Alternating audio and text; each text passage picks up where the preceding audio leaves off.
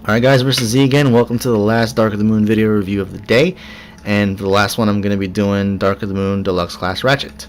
You guys saw size comparison at Dark of the Moon Voyager Class Ironhide's video review. He is significantly small for his type of vehicle. But yeah, I guess it's okay. He does, roll nicely. So pretty cool. Like I said, he's small. I mean, here's the palm of my hand, and I don't really have a big hand. So there you go. If you're looking for paint app imperfections, you're gonna have to look out for the white mainly, because as we all know, painting white on plastic is it sucks. So it's one of the things you gotta look out for. Same thing with Roadbuster. So yeah, white. Make sure the white bleeds into the rest of the plastic perfectly. Make sure it's aligned, most importantly, because sometimes you see one with a white line here and then a white line up there and then a white line all the way down here. It's just weird, and I had to go through like literally 7 of these to get the right look. Not only that, but you also want to get this perfect as well if you're looking out for paint apps. So yeah, you got to make sure this red siren thing is painted right as well.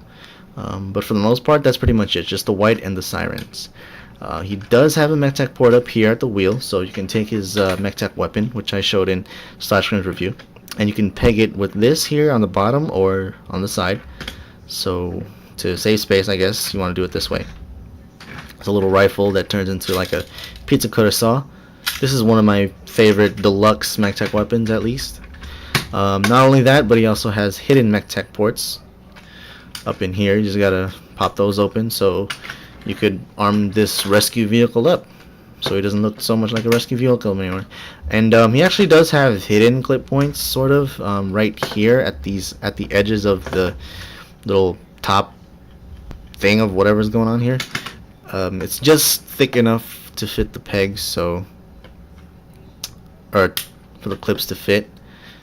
So yeah, you can get them armed up.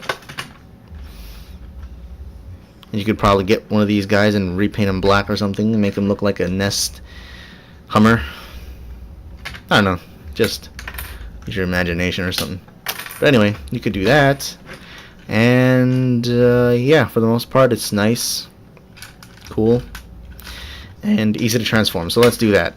Flip this part up just for now. Very easy transformation. This guy's probably the easiest Dark of the Moon figure to transform. So after you lift that up, flip his feet out, kind of G1-ish there. Flip his feet and legs out, and you're gonna want to rotate the feet. So you got that going on. And it's kind of weird because he looks like his legs are bent forever, but it's just how the figure is built, I guess. And you can see here his leg is straight, but from the front it looks like his legs are bent all the time, or like he's wearing sweats or something. I don't know, but you have that. Right here, this whole piece is going to pop out, but you're going to want to make this kind of fold in because this piece here is just wedged in between this little front grill thing. So just kind of pop that out and see, that's what happens. So pop that out. Luckily the plastic isn't too solid, so if it does get stuck, it's easy to just manipulate and pull out. So you can do that. Now here, flip this piece up, and then well, yeah, you can do that. Top part. I really like the top part because it transforms pretty much like how he does in the movie, where the upper part of his body just rotates, if it lets me. There you go. Rotate it. Flip this down. You see that cavity there? Gets covered up by this lower part of the fender, so I really like that. He has extra MechTech ports up here, but it does require you to move the panels here. Just move them aside. It's not too bad when you actually have a bigger MechTech weapon there, so it kind of just fills in the gap. Just fold the panels in. You can get it right. Fold the panels in. Hello. All right. I don't think they tab. Yeah, they don't seem to tab into place. They kind of just stay folded in. And just bring the arms down, and there you have Dark of the Moon Deluxe Ratchet. And I like this representation of Ratchet. I really do. He's pretty much, if not, screen accurate. all except for this huge ass backpack. And easy fix if you don't care about things like having to rip this thing apart. Set that aside, and now you have a slimmer backpack. It's not so bad now. So yeah, there you go. I like his detailing. There's just a good amount of black here and there. The green works for me. He's not too... all the white from vehicle mode is kind of concealed. And everything, all the colors, is just divided evenly, I find. He has some cool molded detail here as well. I wonder if this does anything? No. Whatever. So you have MechTech ports here by his ankles. I'm not sure what you'd put there. Maybe like a blade so he can do like some deadly kicks or something. I don't know. But he does have some really cool detail. Like I like the separate black piece in there in his thighs. So he looks a little bit more mechanical. So yeah, I just like the way this guy looks. I really do. Great representation of Ratchet. So yeah, there you go.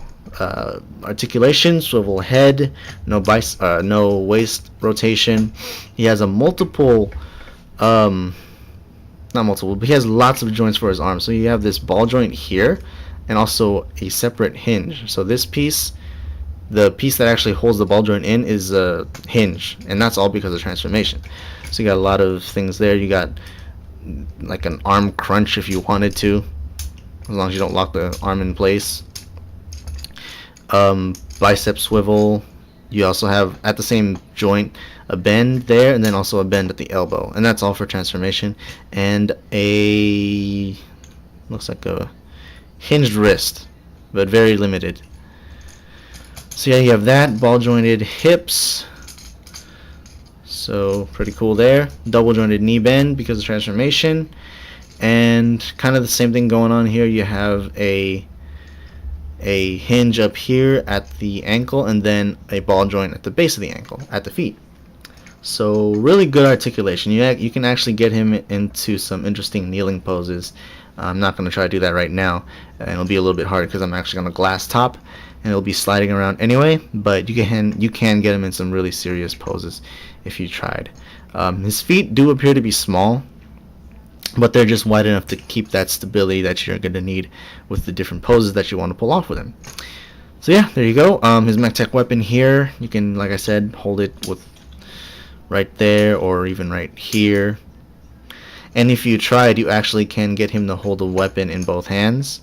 I've tried and I've done it. It does look a little bit, weird, but it's possible. I'm not going to struggle with doing that, but basically that's what you're going to end up with.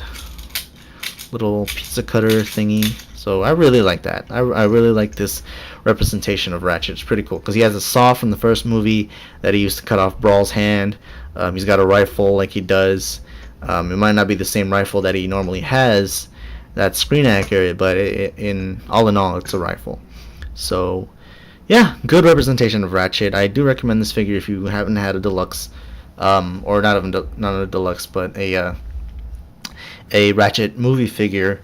This one's a really good representation. He's also in scale. Speaking of scale, I don't know if I showed it off, but there you go. Like I said, head height the same. Even though I think this guy should be a little bit taller, maybe like a head height taller, to be accurate. So yeah, that's it for this figure. The only con I find about him is that, of course, he is small. Like I just said, he should be a little bit taller, but you know what? I guess what can you do? He does have a huge backpack. It does require, you have to pull that thing off and set it to the side to make him look a little more streamlined, a little bit more slimmer. But I think other than that, not too many other cons about this figure. He's got lots of good things going on with him. So I do recommend checking this figure out. But yeah, then there's one other tiny nitpick I have to make about this figure. His face. I don't think it's as screen accurate as it could be. I think his mouth needs to be painted black, but that's something I could easily fix with some marker.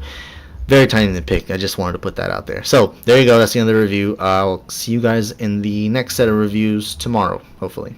All right. Thanks for watching, guys.